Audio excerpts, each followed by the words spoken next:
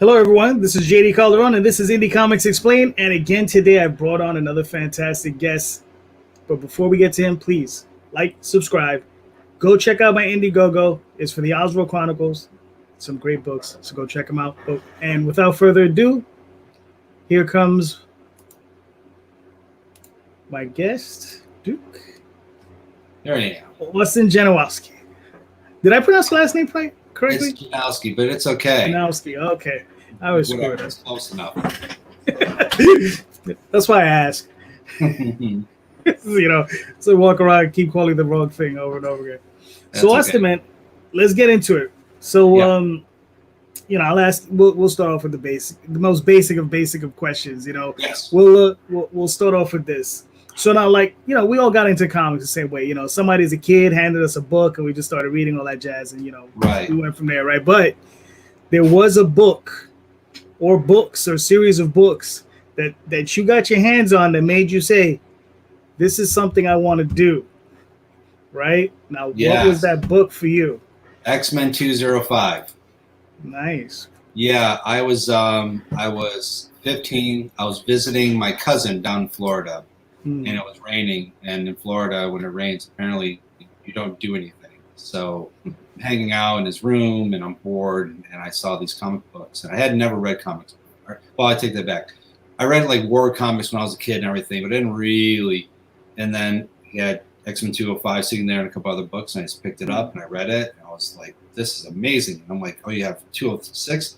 Yeah, 205 to 220. And I like burned through them like nothing. It was amazing. And it just, my head just like went. Right. And I'm like, this is awesome. And I started collecting. I never thought, or I had a glimmer of hope that I could do comic books. Until I was like, I don't know, 20 something. And even then, I love to draw. I was drawing since I was 6, and I love D&D characters. I drew a lot of that stuff. And then I went into comic books and I drew like my favorite stuff, but actually working in it. When I was in college, I met a couple of great guys. One was Tom Chapman. He was one of those disgustingly talented people. Like, he didn't have to try. He just did it. You know what I mean? Just like, oh. So, but he didn't like inking his stuff, and I had no idea. So I'm like, oh, what's an inker do? And I found out that an inker works with great stories and great artists. I'm like, well, I want to do that. Because back in the early 90s, inkers finished the page. Yeah. That's what I wanted to do. And I did some of this stuff, and we did samples. And then we went to the Make-A-Wish show in Syracuse. Remember that show? Vaguely. Like, it was, what, in 90-something? Yeah, it was like 92-ish. Yeah. Right. So Bart Sears was there, and he was working on Justice League Europe. And loved the artwork, loved Power Girl. He had the boobs. And I'm like, okay, I'm going to meet him. I'm going to get a sketch. I'm going to get a Power Girl sketch. I'm going to get the boobs. It's going to be great. So I'm waiting in line, and can I please have a sketch, Power Girl? And he draws just a headshot, just like her up. And I'm literally like, and I'm looking, and he notices me looking. He's like, what? I'm like, really? Power Girl, really? He's like, you know how many of these I've drawn today? I'm like, was that a problem? And he's like, oh, what? You're an artist or something? And then I do like, I slack jaw. I can't say anything. And he takes my samples, and he takes a second, and then he starts actually looking through the pages. Now, again, Tom, amazing artist. I'm just the inker, right. So it looked good. But he actually liked some stuff, and then he showed it to Graham Nolan, who was working on Hawkworld. He looked at it. And then Tom Lyle looked at it, who was working on Robin, and got passed on the table. And they said some nice things, and here's some things to work on. If you did this, you could be a comic book artist. And so I went home, told Mom and Dad, going to be a comic book artist. Woo! That's how it started, in the insanity of 26 years. Oh, there you go. Did he ever draw you those boobs? No. No, he did not. It's funny. He actually gave me a page from Justice League Europe years later, when I actually went, behind the table, started doing things, and he was nice enough to give me one of the pages because remembered. So I have that, but no, not the actual sketch. No, still disappointed by that, but it's okay. It's okay. It's still an awesome story, though. Yeah. All right. So now, so what was next for you? Like, like what was your first professional work? Like, what have you been doing? Like, as far as indie and all that sort of thing. Like in the beginning, though. Right. So back in the day, Mm-hmm. you had comic CBR, comic something Buyer's something. Guide, Yeah. Comic Buyer's Guide, CBG. Thank you. Yeah. The big paper, and in the back they had, looking for this or hiring for that or whatever. Mm-hmm. And so that's where you kind of look. That's how you started. There's no internet, so that's what you did.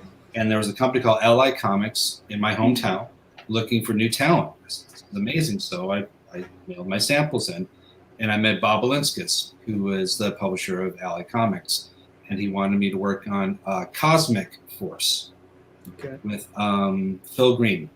Mm-hmm. And I said, that's amazing. This is great. But then it fell through, and then I put out my own book called Seventh Millennium. It was based on D&D characters, and Phil Giuliano did the artwork. I did the inking and the writing, and I apologize, I don't remember. It was hand lettered, and I cannot remember the guy's name. But anyway, we did an issue, and it went through Diamond and went through Capital, and we got 800 ordered, and it cost 500 to print, and it was national. We made a profit. Okay. Easy peasy. Mm-hmm. And that was kind of the start of it. I've been doing comics for 26 years, if you can believe it, but only part-time. I wanted to do it full-time, and to make my parents happy, my backup plan was getting my degree in graphic design, which I did. Got my 2-year degree. And then I spent 5 years working in newspaper, learning programs and whatnot. And then I moved to Florida, and I got a job at Lockheed Martin doing battle simulations in Photoshop, which led me to working for the Orlando Sentinel for a little bit, and then Disney in creative marketing. And I was then Universal Studios, and then NASCAR, and then Warner Brothers. I was very marketable because I was a hybrid. I could draw somewhat, but I also knew computers. So like in Disney, you had the art directors who could only draw. You had some people that could do computers, but not both. So that made me very marketable. And I was lucky at the time. That's how it worked. So I was making very good money in design. My love was being comic books. It's what I wanted to do. And like when I was first starting, like LI Comics, and then I worked on Blood Hunter and Vampirotica, and yeah, and God, just a bunch of other indie books. And then I stepped up a little bit, and I was working, like I did a bunch of covers for Alias, Blue Water Productions. And then I started work. I did Iron Man: The Emperor with Bob Layton, and then I helped Jay Leeson work on X-Men and Tomb Raider, helping them be an inker. And then it just kind of happened, but little bits here and there. You know what I mean? Like a cover here, some pages here, a couple issues here. Nothing to really hang my hat on. Like, yeah, I know you, but I don't know from where. I'm like, well, because it's kind of like jumping all over the place. And then I tried to do my own books while in the process of doing like my superhero book Tan, and then my Stanley, my Snowman book, and then a few others. And then I keep saying, oh, I'm done with comic books, and oh, I'm done with this. And then I've worked for IDW, Dynamite, Image, Devil's Due, a bunch of others. And it's been pretty crazy ride. So, and I stopped doing I was a creative director for 7 years before I retired, and that was about 5 years ago. Gotcha. So, still doing comic books, still doing my own stuff. And it's funny with this pandemic, it's really kind of blown up. It's kind of crazy. The things I think about it. No, that's fine. You'll see me do it all the time. So, but so you've done all this stuff, right? Yeah. Now you're writing and you're inking, right? Mm-hmm. Now, all right, being a writer myself, right? So I know inking is very time consuming. That I know for a fact. Yeah. Because it's just like penciling. Both jobs very time consuming. Right. Now, when you're on your average, what are you looking like you're inking a day? When I was younger, I could do 1 to 2 pages a day. Mm-hmm. Physically, I have a hard time doing it very fast anymore. Between sitting down and my back and my shoulder after so many years, it's just, I can sit for 30 minutes and I have to get up and walk around. So that's kind of how I am. So I pick and choose inking. Like I do inking stories. I don't do books anymore. Like I'll do a cover. So I average a page every couple days now. I wish I could do more. Writing wise, I've gotten much faster script writing, but it's over years of learning different techniques. You know what I mean? Writing your concept and then breaking down your concept until you have and I do basically sticky notes. Like I have a beginning, I have an end, and I sticky note in between, and then I try to do 2 ideas per sticky. That kind of fill out the pages, and then kind of do your first draft. So I've gotten much faster, and I enjoy writing. I love inking, and I enjoy still doing it. But I love the process of me being able to write stories now, and writing for other people is like my next big goal. I love doing my own stuff, but getting published by other people, that'd be pretty neat. Right. So you're a plotter, not a pantser. Yes. Right. Yes.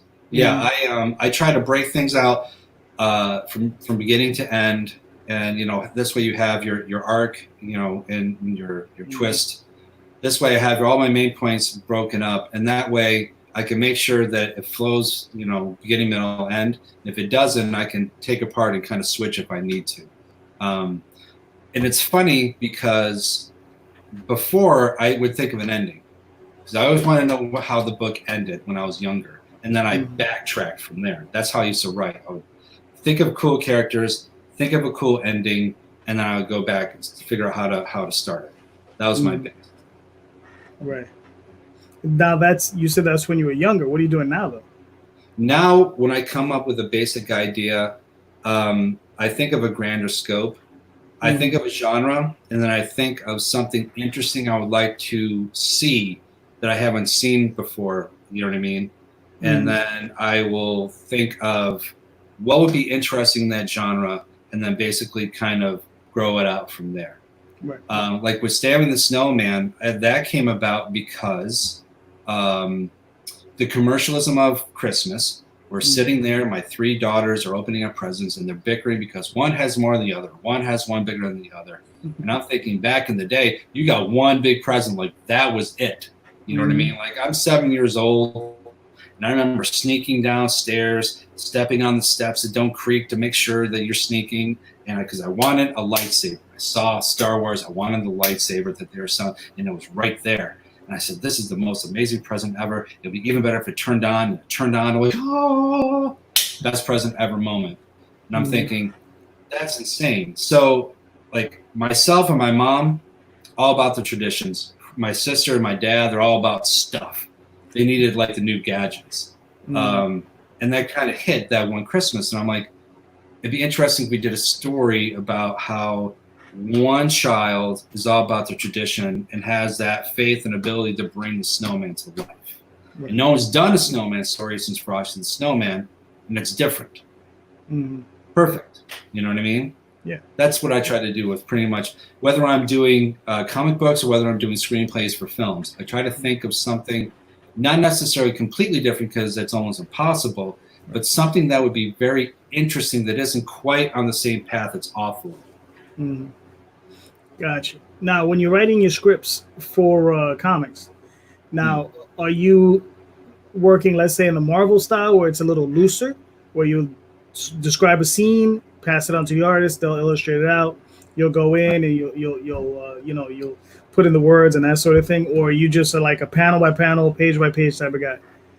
It depends on the artist and what they're comfortable with. Because I ask them straight up, when I think of a comic book that I want to do, I try to find the artist that fits the vision that I have going on. And then from there, I'm like, okay, how do you want me to help you write a script? How do you want me to do it? What will work best for you? Some will just give me a paragraph, and I'll give you a rough and make sure we're on the same page. If you have something specific, let me know. Otherwise, we'll go. And that's fine. Some people are more comfortable with the panel per panel, page by page, and I do that too. Like with my zombie series, Zombies Were Human too, Mercurio Capitella is my series artist. He did 1, the main story. He's doing the volume 2 main story. For volume 1, I really had to break down exactly because he was fairly new. By 2, he kind of knows what I'm looking for and how the style is, so I don't have to be quite as exact, and that's very refreshing. Having a good relationship with a writer-artist, as you know, oh yeah, is quite a long way because you get on the same wavelength and you don't have to really explain what you're really thinking because they get what you're doing, and also you're not wasting time trying to convey you're on the same path, and it makes things a lot more streamlined and smooth, you know. Mm-hmm. Yeah, no, of course, yeah. I can't even tell you how important it is to be on the same page as, your artist, because if you're working at odds, it's not going to work out. Not at all. You want to make sure your artist is happy, so you want to make sure that they feel that they are able to put their creative stamp on what they're doing, and you're not hindering them, because that's why you hired them, because you like what they did.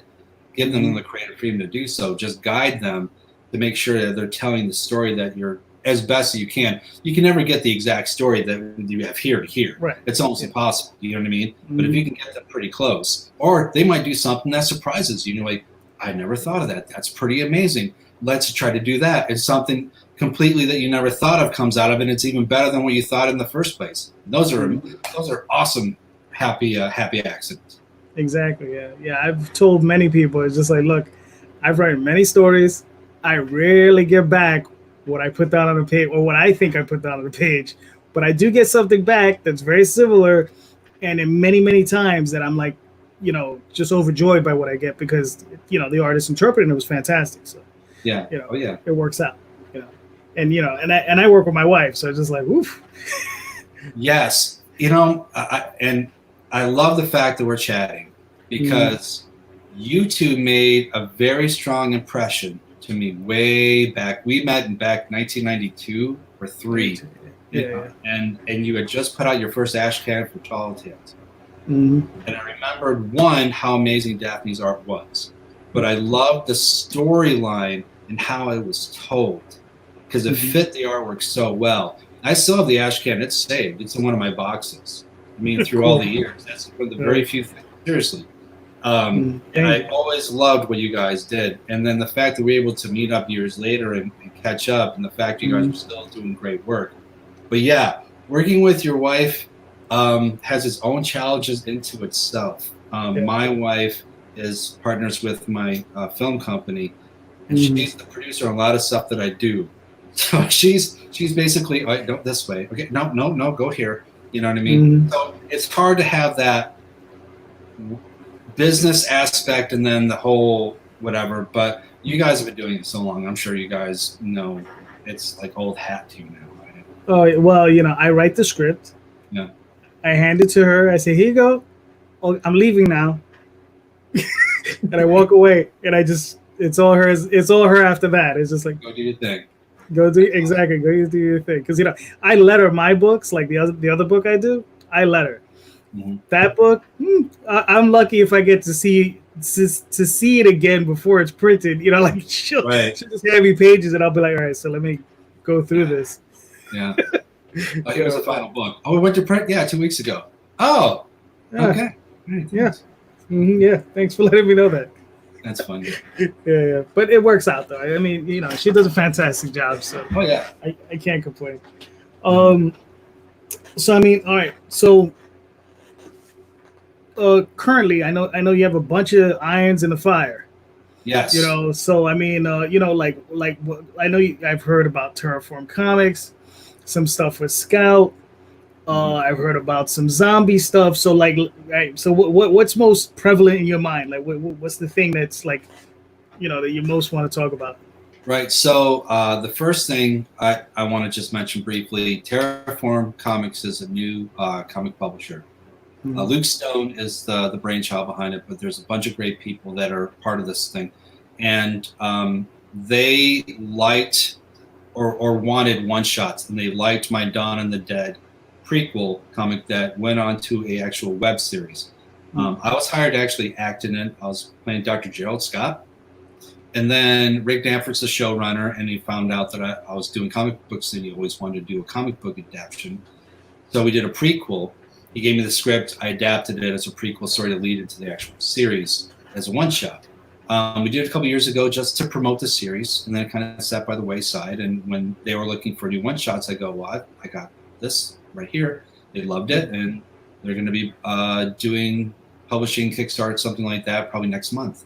All right, cool. speaking of other zombies, I have a series called Zombies Were Human Too, which I mentioned. And it's funny because that was actually based on the first Zombies for the Walking Dead. What I mean is, the Entertainment Weekly cover where you had, Rick holding the gun. Right. In the background, you had the zombies.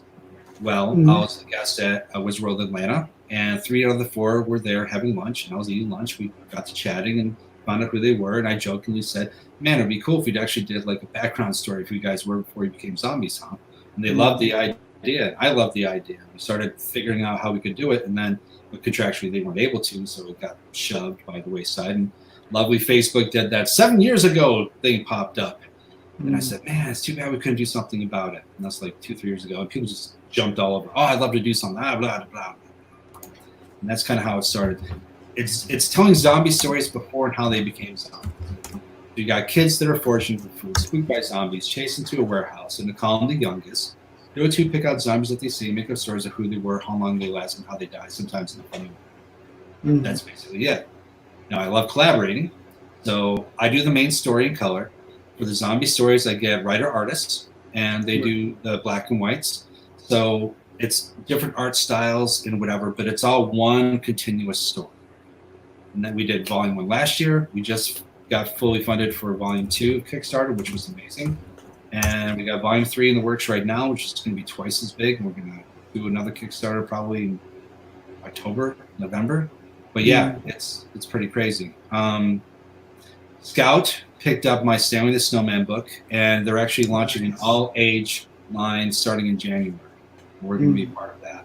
So the big announcement on that, probably in the next few months, they'll start promoting that, which Scout they're a great bunch of guys, and they do some amazing books. And they really have a good idea of how they want to approach the whole publishing aspect, and I can't be happier being part of them too. So yeah, it's pretty crazy having books being published not only by me, by other people, which is pretty neat. Because I like hanging out with people at shows, man. I just doing different things. That's what I'm all about. Yeah, no, I got you. I feel you. Like, it's funny. Like we started, like, we stopped doing shows probably about 2 years ago. Like, we only do a couple of local shows, right? Because before, like, the 4 or 5 years prior to that, we were like one almost every other week, just driving around and just going crazy. And we were like, we're just killing ourselves. So we just focused, and we were just like, we're just going to do Kickstarter. We're going to try this for a little while.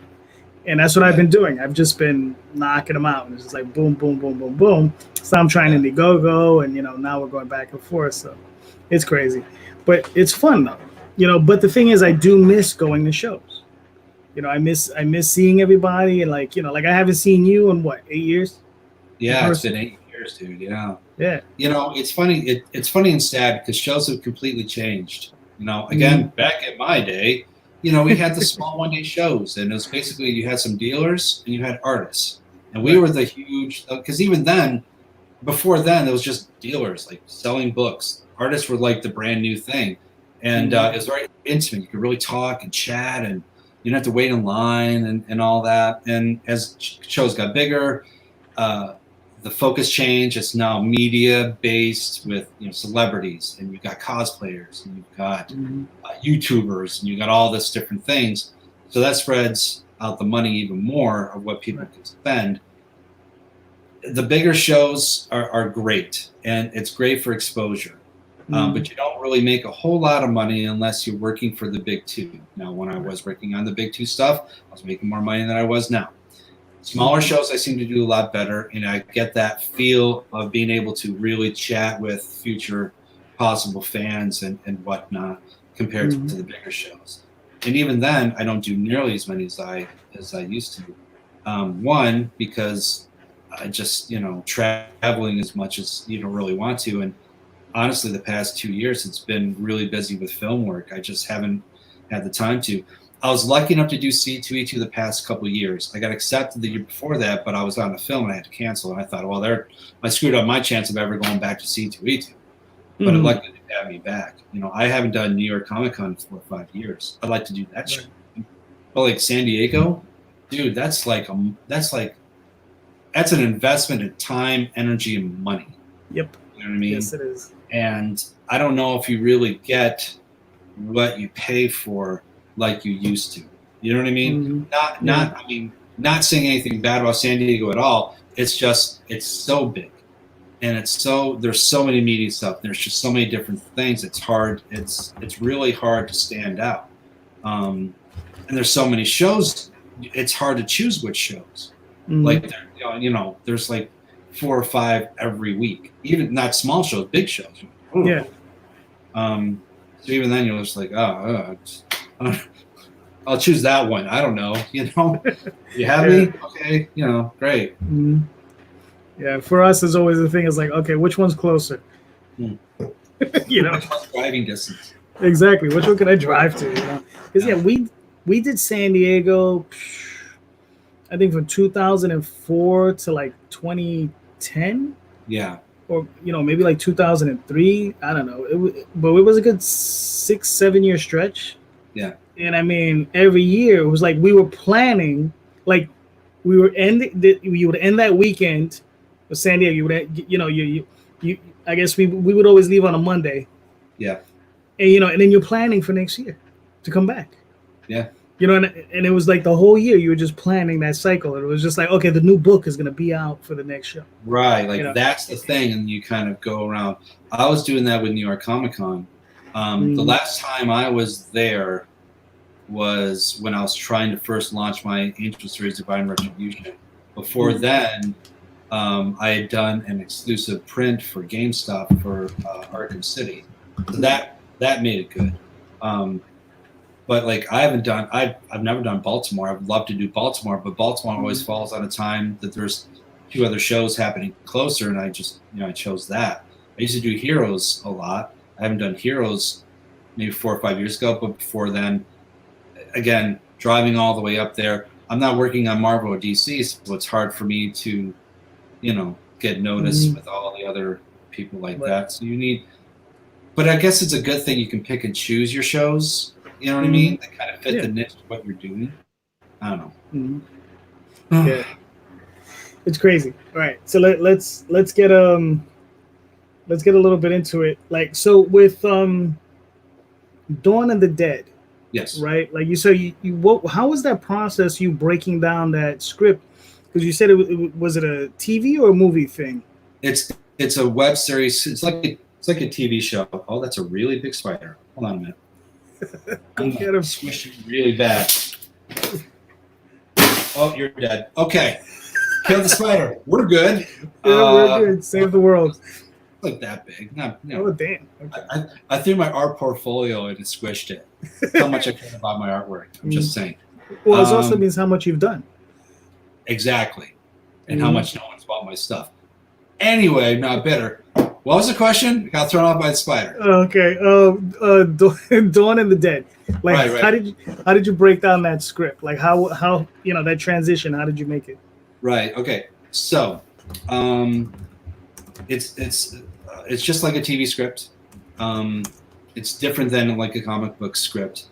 There isn't a whole lot of detail. So basically, scene by scene, you try to make about page by page. Sometimes you can merge a couple because there's usually a lot of fluff.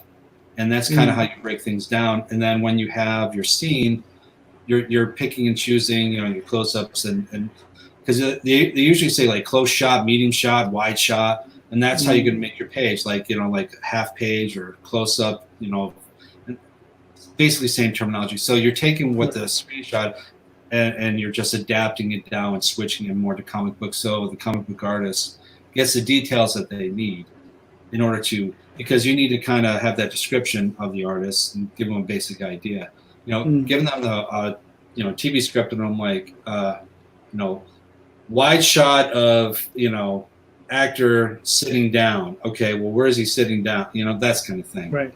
You're just adding more detail to the actual script instead of a TV script. When you're on stage, you get your direction then. You know what I mean? Because once the scene's set up, then they'll place their actors. Then they'll give you a basic action where the camera's going to be, where the lighting's going to be. Whereas you're basically the director when you're writing it, because you're trying to make sure you're visualizing what the script is going to be doing shooting. making it on the page. Gotcha. Now, also, how did you control the page count? Because, sometimes, I don't know, if you fit it in 24 pages, 21 pages, 32 pages, Right. or were you just like, let me just go free form and it lands where it lands? For this one, it was free form. I'm actually, my company is adapting a feature film called The Other Side. It's being looked at by Lionsgate. Nick Parlin is the writer and producer, and he wants, he goes, how many pages? And I said, well, how many script pages? 96. I said, okay, we'll do 100.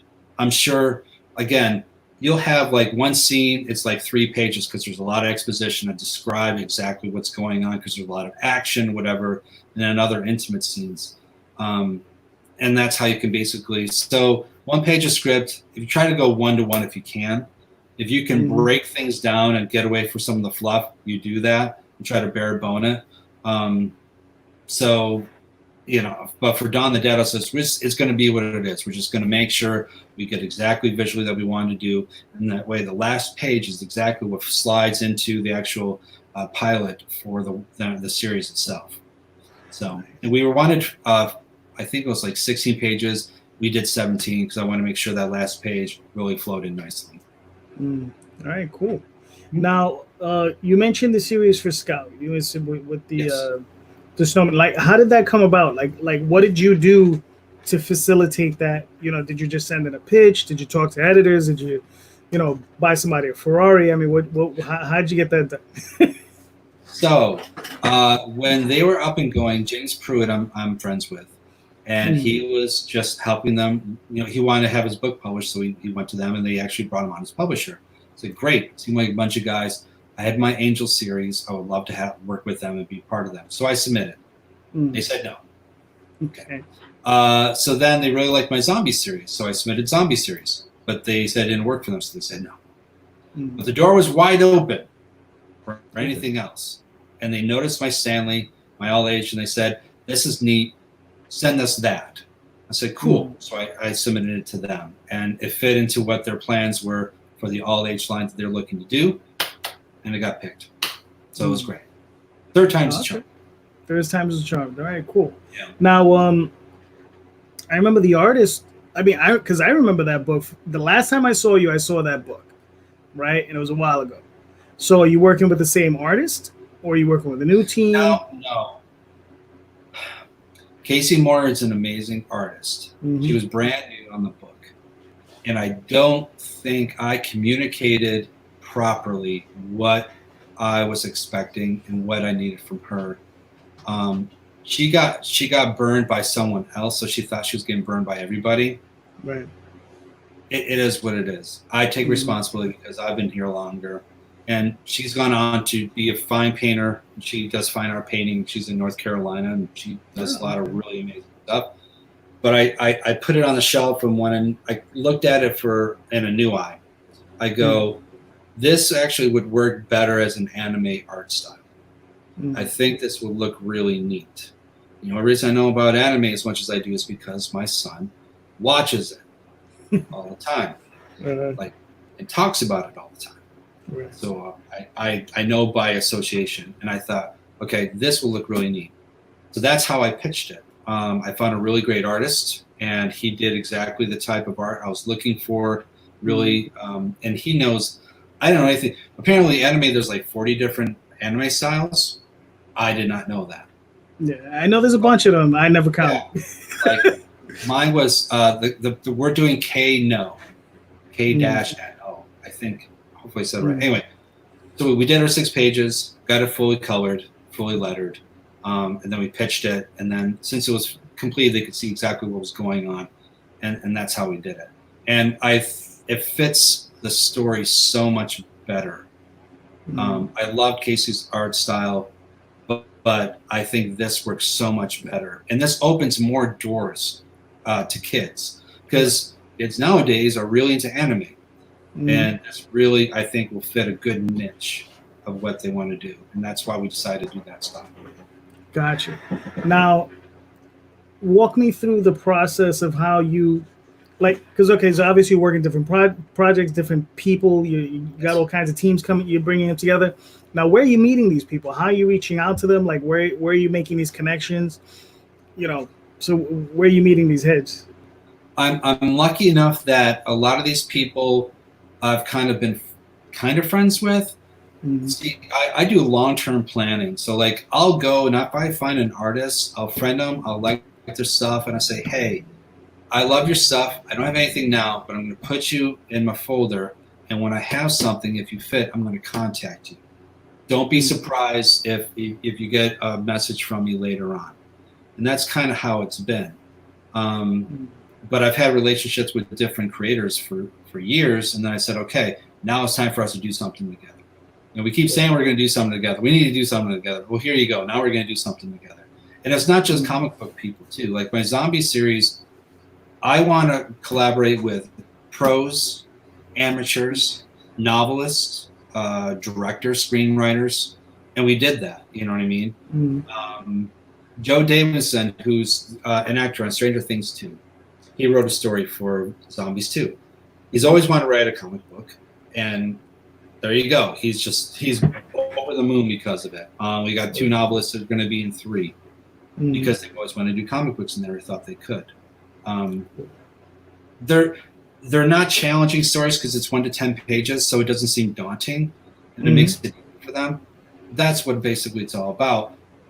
Because, again, I like collaborating, I like networking, and I like chatting, different mediums. It helps me as a creative person because they might know something or they might do something that I don't know or haven't seen, which will spark something in me to maybe think about something else and broaden my scope of creativity. You know what I mean? Right. It's all about, again, not only irons in the fire, but thinking outside the box and different influences. And that will help you have a broader world of creativity that you can draw from. And that's where you can be most successful. So I cyberstalk people too, basically. I'm a fan. Yeah, I really love your stuff.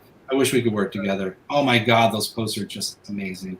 You know what I mean? And it's true. I'm totally fanboying on them. I'm like thinking to myself, oh, I'd love to work with them someday. Let's hopefully we can do that. Right. No, I got you. That's cool.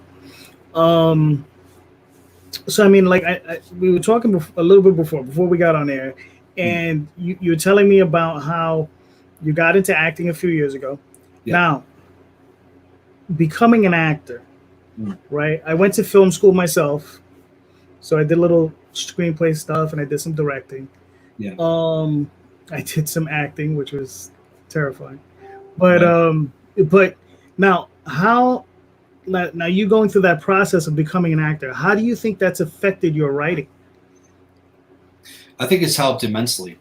And it's helped vice versa, because as an actor, you're actually breathing the words, right? I mean, you're actually bringing the words to life and you're putting it out there as my acting word. You're bringing the energy of the words through you and creating imagery. So it's helped me as a writer, because when I'm writing, I'm thinking, okay, how would I act this? Where would I be standing? How would I be lighting? You know what I mean? So it helps me write a better script, and I've got experience. You know what I mean? And it makes it a lot smoother process. The worst thing you can do as writing is write about something that you're not 100% sure or have a good understanding. It's easy to write about you don't know anything about, because it's just you have a clean slate, you do what you do. Having a little bit of knowledge is dangerous, like being knowing a little bit of karate is dangerous. Yes. Having a little bit of knowledge on writing is dangerous, because you have a little bit to draw from, but in order to do things well, you need to know basics.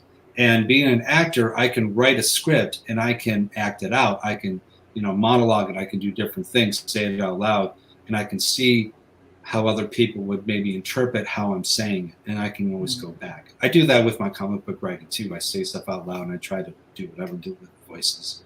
It's kind of scary, scare my kids. But yeah, as an actor, but then writing my own scripts and then acting my own scripts, it allows me to go outside of my type.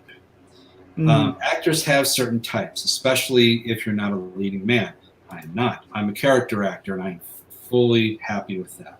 I'm an everyman, basically. I could be a dad or I can whatever.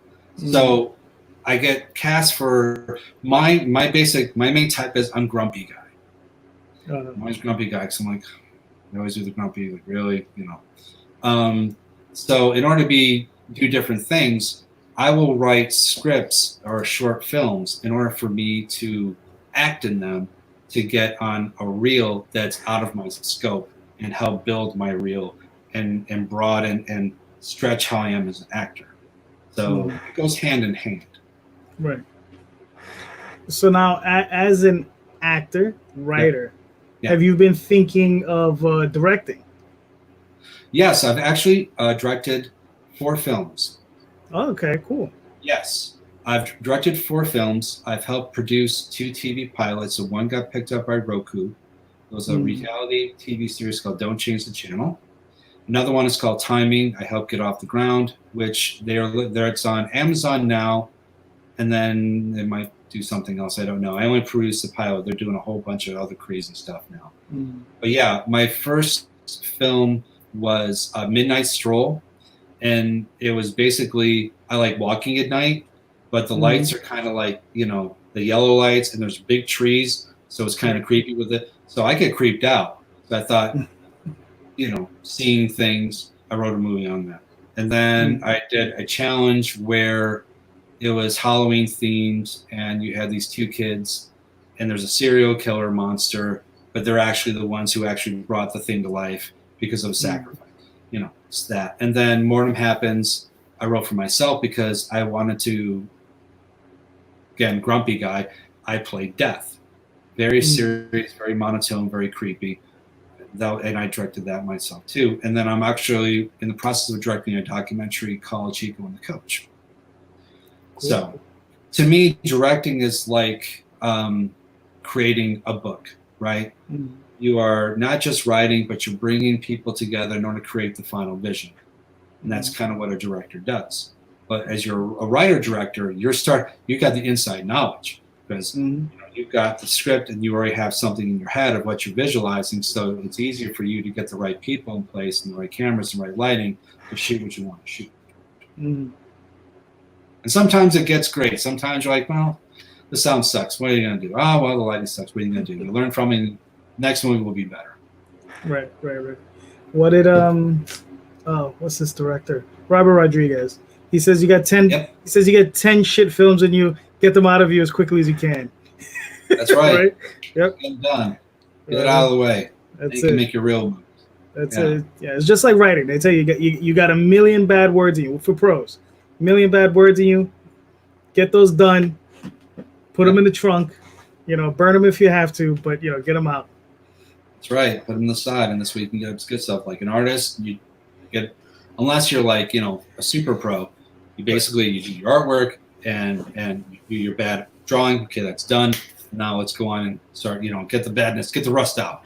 Yeah, I mean it's crazy. Like just mentioned that. Like, as far as super artists go, it's incredible to see how some guys just get better over time, right? I mean, because I remember Lee Weeks from the '90s, right? And I don't remember enjoying his work much, but you see his stuff now; it's incredible. Yeah. Like Paul Pope. Paul Pope when he first started, you're like, oh, that's really good. Now you're like, wow. Yeah, exactly. Amazing. Exactly. All right, so, and do you have a Kickstarter currently running? No, our Kickstarter got done, but apparently, and this is my second Kickstarter. Okay. So I'm really new with all of it. But apparently some people like Indiegogo and they don't like Kickstarter and they only do Indiegogo. Right. So we're going to run an Indiegogo campaign with a new cover by Stan Yak and a couple of different things. One, to reach them, make a little bit more money so we can, get some money back to the creators, but tap into those people that only do Indiegogo. So we're looking for next month to do that. That's kind of the plan. Now, Terraform is going to do a Kickstarter for Dawn of the Dead in a few weeks. I'll be letting people know what's happening with that. And then I'll work whatever. And then Volume 3 Kickstarter we're going to be doing in October. All right. Cool. Cool. All right, good. Sounds awesome. All right, so we've been at this for a little while. Yes. Right? So we're coming close to the end, but we're not there just yet. Oh, right? okay. All right, so we're not there just yet. We got a few. I got a few goofy questions for you, but before that though, here's one I got for you. Okay. Is there anything I didn't ask you that you wanted to talk about? You know, any subject matter, anything? No, I mean, if people, the film stuff, it's funny. All through high school, I was in musicals and all that, and I was voted most theatrical, and I never, ever thought I could actually do acting. I mean, I lived in upstate New York in Utica, and I had nothing. So doing comic books to me was the next best option. Because to make these films in my head, this was the best medium to do so. And it's insane what has happened with the film stuff. Apparently, I'm way ahead of the curve from what my mentor, Lee Perkins, does. I started because I had a couple friends that were making films. Hey, you want to be a ghoul? Yeah, cool. Hey, you want to be a bodyguard? Yeah, sure, whatever. And I thought, this is pretty amazing. I said, how do you, what do I do? I had no idea. I don't know. And they go, well, you need to go to auditions and get experience auditioning. I said, oh, okay, cool. So I was able to get some auditions, but I got roles. And the roles got me enough to make a small reel. And he said, well, if you want to try to get a little bit better, find an agent and hopefully get some work. So I found an agent. And then I started booking commercials, which helped me get more reels. And then which helped get me to class. And then I started booking like a national commercial like Hertz I was in, and United Way. And then a year and a half ago, I got a better agent, and then I got a manager in LA. And then I've picked up bigger films, networked, and now I've got like 45 Seconds, which would be on Netflix, and I've got this other one, and then I'm on this TV series, Dan Myrick and Jeffrey Reddick, called Black Veil, which is amazing. And I don't know, what my teacher told me at the very beginning was three things.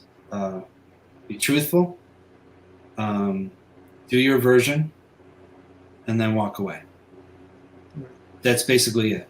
If they're going to buy you, they'll buy you. If they don't, they don't. You know what I mean? And take paying work when you can, but get the experience. So I don't know what I'm doing. It's just it's mind-boggling to me. And so far, it's been a pretty amazing ride. And we got some good stuff. When this shutdown happened, I was on a call back for HBO's TV show, The Righteous Gemstone. I was up for a three episode, guest star. I think it's there's co-star, guest star, and guest star role. And then like the day I was supposed to find out, everything shut down. So I'm still in the running. I just haven't found out. But it's just I guess my point is, and like in comic books and everything, it's the what ifs that will kill you, right? You just give it a shot and you can just try. I tell so many people, like, how'd you get into it? I said, my wife allowed me 3 years to give it a shot. Is really what it is. Right. Having a good support group. I mean, you're lucky. Your wife is your artist, but she supports you in everything you do. If you don't have a good support system, it's not going to work. I've made many a mistake in my comic book career because one, I didn't have a good support system with my first wife, and two, I was really, really, really wanting to make it super big and made compromises and made bad choices. Gotcha. So I'm not trying to do that this time. I am just walking down the road that's being put before me. And that's kind of how I'm trying, and I'm thanking God every day for the good and the bad because it's pretty crazy. And I'm so excited to talk to you. I mean, when you found out you were doing this, I'm like, oh my God, please put me on. This is amazing. Yeah, it's funny because I was like, I thought I had sent you an invitation like a month ago, right? Because I just, I was just like, okay, who do I know? And like, and I was like, and I thought I sent one out to you, right? And the one philosophy that I have is like, well, if they get back to you, they get back to you, and if they don't, they don't, right? So it's just like, you can't take it personally. Not everybody's gonna want to talk to you. right? Sure. So I was like, damn, I sent one to Austin. He snubbed me. I was like, No, dude, whatever. I was like, and then I looked and I was like, damn it, I did send them one. I'm such an asshole because I thought I sent you one. When you reached out to me, I was like, what? It was like, oh man, it's not your fault. After 40, you think that you say and do things, and then you go, huh? I could have sworn. Are you sure I didn't? No, I guess not. Well, my bad. Sorry. Yeah. No, dude, I'm very excited. This is very cool. And then what's funny is like I've only been doing this almost 2.5 months, right? Mm-hmm. I think I've interviewed 30, 40 people. That's great. Yeah, that's crazy. And the craziest thing about it is I'm starting to forget some of the people I've interviewed. I'm like, damn it. I'm like, what's going on?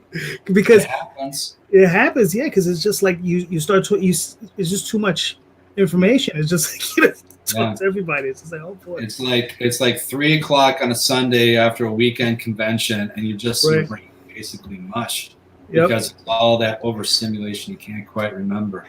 Mm-hmm. I learned 5 or so years ago. I'm like, I got to write stuff down, so I have like little note cards specifically with like things and checklists and whatnot. I'm like, oh, I'm never gonna need that. No, yeah, you definitely need that because I forget. I got my hat. No, I got you, man. All right, so let's get on to these wacky questions that I like to ask everybody. I'm ready. All right. Hold on. So go ahead. The first one. So being the comic creator, author, writer, self-publisher, all that good stuff. Mm-hmm. Who would be the artist, whether the person was living or dead, right? Who would be the artist you want to get to do a cover for you? And don't worry about budget. Alan Davis. Okay. Alan Davis. Cool. Mm-hmm. Why? I have loved Alan Davis's work forever, to the point where my superhero book Tan, I found an artist who did a really good like Ron Joseph did a really good Alan Davis inspired artwork. And I said, that's what I want for my superhero book. And if I could get not only a cover from him, but if I could ink him, dude, oh my God, that'd be amazing. That would be almost as good as me being able to ink something of Wendy Pini's for ElfQuest. That would be like the end. I didn't yell at them. I yelled at Richard a little bit. I'm like, I cannot believe that you never hired me to ink anything. I said, now you guys aren't doing it anymore. I said, I'm so disappointed. Right. He's like, well, maybe we can wait. No, over. Get it. Yeah. Sorry. What's funny is it wasn't until recently that I've become a fan of hers. Because back in the days, there were just those old Starblaze graphic books, the reprints. Yeah. And I would look at them and I would be like, just looks like a muddy mess, right? And I know she's had complaints about it for, herself, like she doesn't like the way they were reproduced. But I picked up a omnibus. It was a black and white omnibus of the first, I guess, 25 issues or whatever for Daphne. Mm-hmm. And I started flipping through it, and her pen and ink is gorgeous, incredible. Yeah. Mm-hmm. And I'm like, just as good as any man that you will ever see. Yeah. Just as good as John Buscema, just as good as John Byrne, George Perez, any of those guys from the 80s, spot on. I mean, beautiful work. ElfQuest defined my high school years. I had my high school quote is like to oh my God, to live, to love, and howl free. Like I had like 2, 3, 4 or something like that. It was just they defined my high school years. It's so funny. Yeah, love that. Yeah. Love that book. Yeah, great book, beautiful stuff. All right, so now moving on. Okay. Now, if you got the big ticket, right, the golden ticket, and they called you up and they said, Austin, pick any character, any team, who would you get to, like what group or character or whoever would you want to draw? And it doesn't matter, Marvel, DC, could be from, even cross whatever company, whatever boundaries. And who would you get to illustrate it? Ooh. Aside from Alan Davis. Hmm. Hmm. That's hard, dude. Mm. That's hard. Okay, so oh man, I have to say I would love Jim Aparo because I love his stuff, but I would love to see him not do Batman. I would like to see him on Green Lantern. Mm. I would like to see. I would like to do a series of Green Lantern with Jim Aparo. Okay. Yeah, Mm-hmm. that would be very cool. All right, cool. That's pretty awesome, right? Yeah. That sounds good. Yeah, that's good. All right, cool. Now, all right, well that's DC. What would you do at Marvel? Okay, so Marvel would absolutely have to be X-Men, and it wouldn't be Alan Davis. Another one I've always wanted to ink and work with is Paul Pelletier. Okay. I love Paul's stuff, and I was hoping I'd have the chance to work with him, and I never did.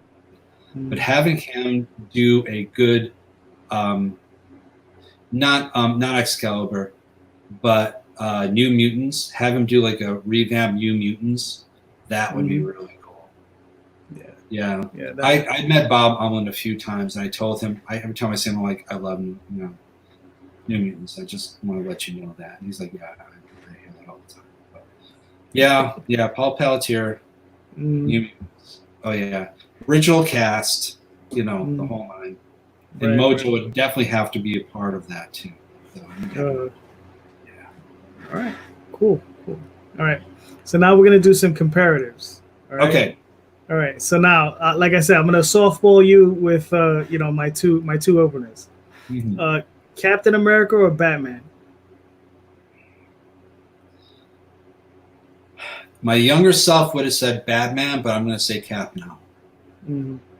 Why? Because pound for pound, I think they can pretty much go toe to toe. But I like Captain's mindset now compared to Batman. You know what I mean? Cap will take care and do what he has to do and go all day, but he won't cross that line. Like Batman has that dark line, and I think Cap. I like Cap. Yeah. Gotcha. Okay.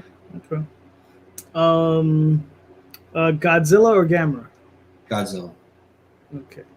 Didn't have to think twice about it. No, that's fine. Lovecraft or Poe? Ooh.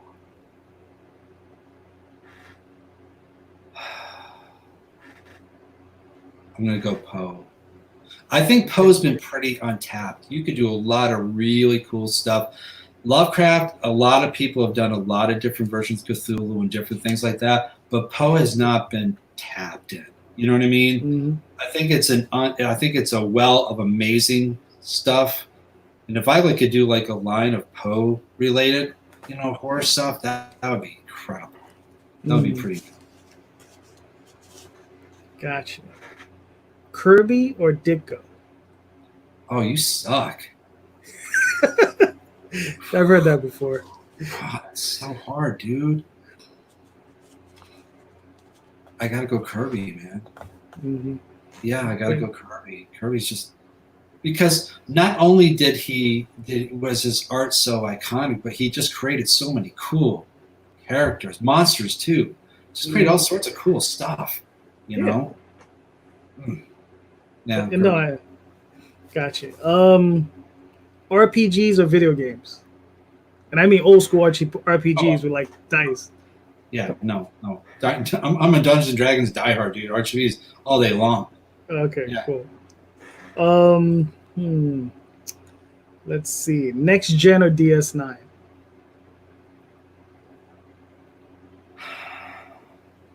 I'm 50-50, but I'll go DS9. Okay. Yeah. It's close though. It is. It's a tough one. I always sit there. Yes. It's like 1-1A. Yeah. Exactly. It's like it's the tough. It's like A+ and A++. Exactly. It's really. All right, we'll do a couple more of these and we'll wrap up. Okay. So let's see. Ooh, wow. Okay. Well, we'll see. This may be a tough one for you, may not. Bernie Wrightson or Barry Windsor Smith? I'm gonna have to go Bernie Wrightson.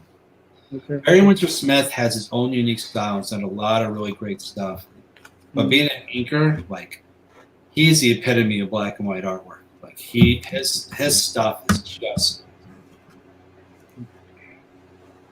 it's its own level. It's its own separate thing. You know what I mean? So I have to go Bernie. And funny enough, quick story. Heroes Con, I was there and I was hanging out with Mike and Mike. Mike was just starting Florida SuperCon and Mike was doing the FX show. So I'm just hanging out, whatever. And I go and I'm trying to find a place to sit. And there's two older couples. And there's a thing in the middle. I'm like, do you mind if I sit here? Yeah, that's fine. So I sit down. I'm having my drink. And all of a sudden I hear them talking about Hellboy and talking about artwork. And then talking about Boris and art styles and this and this. And I've got literally Bernie's on my left. And you got Mr. Hellboy on my right. And they're just chatting amongst themselves. And I'm sitting here. And I remember I go, excuse me, I don't mean to interrupt. I'm going to try not to freak and geek out too much when you guys are talking. I'm just going to sit here and drink, and if I can add something, I will. But please don't be too scared if I giggle now and then. And they just laughed. And then my wife came over, at the girlfriend at the time, and we had a great conversation about artwork. They loved the fact that I was a brush inker, and you know, do I like Quill better than this and this, and then different art styles and blah, blah, blah, blah. Anyway, go ahead. Sorry. Bernie. No, that's fine, Bernie. Okay, no, I got you. All right, so we'll stick with the comparative art. Well, all right, we'll go two more toughies. Okay. Burner Perez. John Byrne. Okay. Yeah. Why? So I love George's stuff. I've always have. I never liked how he didn't feather his lines. Like he had a certain, shading style, whatever, but it was always kind of, there wasn't any blending. Right. As an inker, that irks me. I know it's stupid. They're both absolutely disgustingly, incredibly artists. But yeah, I have to go with John Byrne because I want to ink him too. Yeah. My understanding is that he inked with rapidiographs. Yeah. Yeah, and that's probably why you don't have that feather. Right. There's that hard line. And other people inked him and it changed a little bit when he did his own stuff. It was kind of like that. And again, nothing wrong. Gorgeous stuff. But yeah. All right, we'll wrap it up on this one. Wally Wood or Al Williamson? Oh, dude.